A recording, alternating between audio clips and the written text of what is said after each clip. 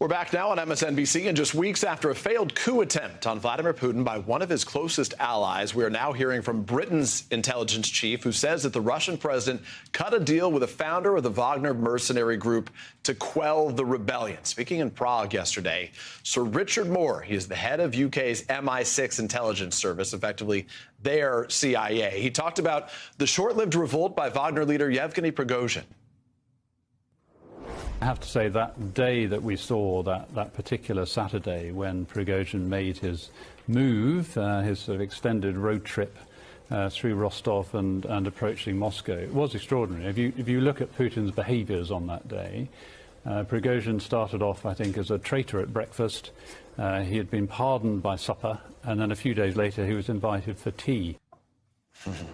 A video posted by a Wagner-linked Telegram channel purports to show Prigozhin meeting with fighters in Belarus. NBC News, we should note, cannot independently verify that it is indeed Prigozhin or when and where it was filmed. And joining me now to talk about all of this is the host of this program, NBC News Chief Foreign Affairs Correspondent Andrea Mitchell. She remains at the Aspen Security Forum. Andrea, you spoke with the UK's Foreign Secretary yesterday. What did he tell you? Peter, this is all amazing. Good day to you. Foreign Secretary James Cleverly said that the failed coup shows real cracks in the Russian system, that one of Putin's proteges turned on him and denounced the rationale for the war.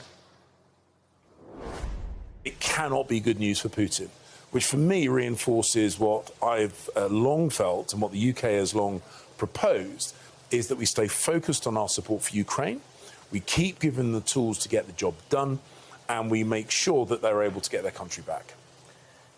The UK has been out front, among other NATO allies, out front in providing the tanks, the F-16s, the long-range missiles. The U.S. grudgingly, eventually follows suit. Why can't the U.S. speed it up, get those ATACMS to them? The nature of our system means that sometimes we can make decisions very quickly.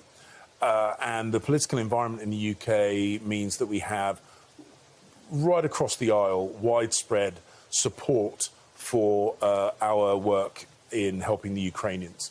And that means we have been able to make decisions about artillery systems, about provision of tanks, the training of fast jet pilots. But the US has done a huge amount.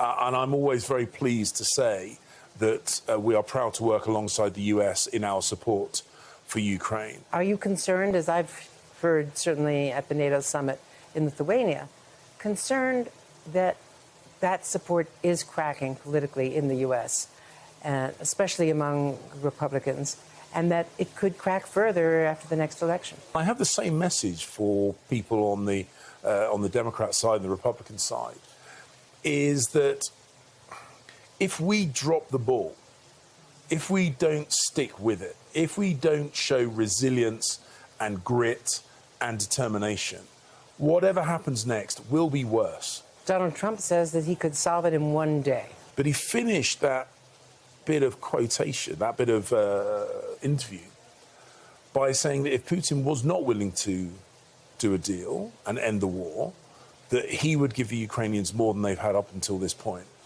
And I think that's a very interesting position.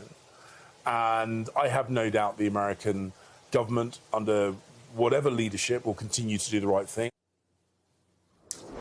The British are leading the United Nations Security Council this month. They've called a meeting for tomorrow to put more pressure on Russia for its recent decision to block all of Ukraine's grain from getting past Russian warships in the Black Sea and feeding the world, which is to cause world food prices to rise and famine around the world. And so as tensions mount between Russia and the NATO allies, they're calling a meeting. Russia has a veto, but they're trying to put attention on this, Peter. Andrew, let me ask you about another issue here. The U.S. suffering a major setback on combating climate change. You know well, the former Secretary of State, John Kerry, he failed to persuade China to reduce its emissions in recent days. What is the larger significance of that? he finally got to Beijing this week. It was rescheduled. Everything was canceled after the spy balloon was shot down. Finally, he gets there, and China's emissions are more than all of the other developed nations combined in the world. And with this failure to get a real commitment from them, it makes it impossible to achieve the world's climate goals, Peter, for the next climate summit, which is this fall. Secretary Kerry was not given an audience with President Xi. Xi even gave his own competing speech while Kerry was there, saying they would not reduce emissions. They would do it on their own calendar while he was in Beijing. So it's another sign of the continuing frosty relationship between China and the U.S. Xi, however, did meet today with former Secretary of State Henry Kissinger in Beijing. He's 100 years old. Kissinger, of course, Dr. Kissinger holds a very special relationship with the Chinese, has for decades, ever since he opened the U.S. Grand opening to China back in 1972 under Richard Nixon. So there you have it. Peter? Andrea Mitchell on the ground for us at the Security Forum in Aspen.